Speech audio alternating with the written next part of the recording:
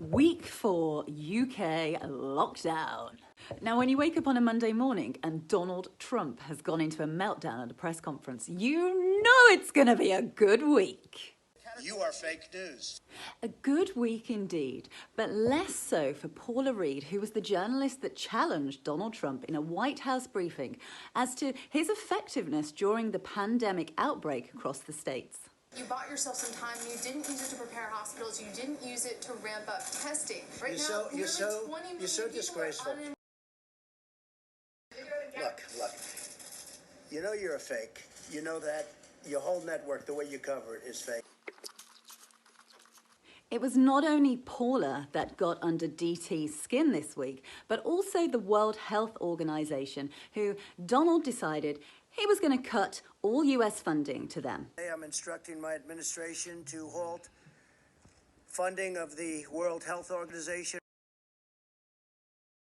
Now, with millions of Americans now out of work and facing difficulties, the pressure is really on Donald Trump to get the American economy going again. You are fake news. Now, whilst globally we're seeing economies of many countries suffer, the citizens of Maryland, Texas and Virginia came out to protest against restrictions placed on them by their state governors about social distancing and the closure of businesses for the foreseeable future.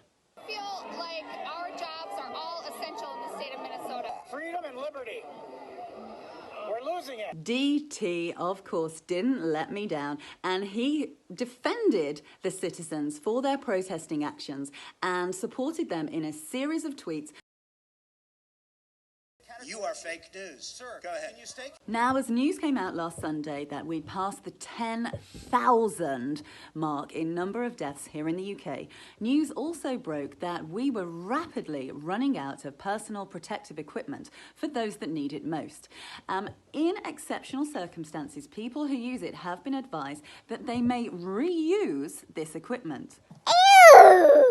Whilst Health Secretary Matt Hancock and the ever-enigmatic Michael Gove used their words to justify the government's position on low PPE numbers, there was one man that realised actions speak louder than words. This man was none other than 99-year-old war veteran Captain Tom Moore.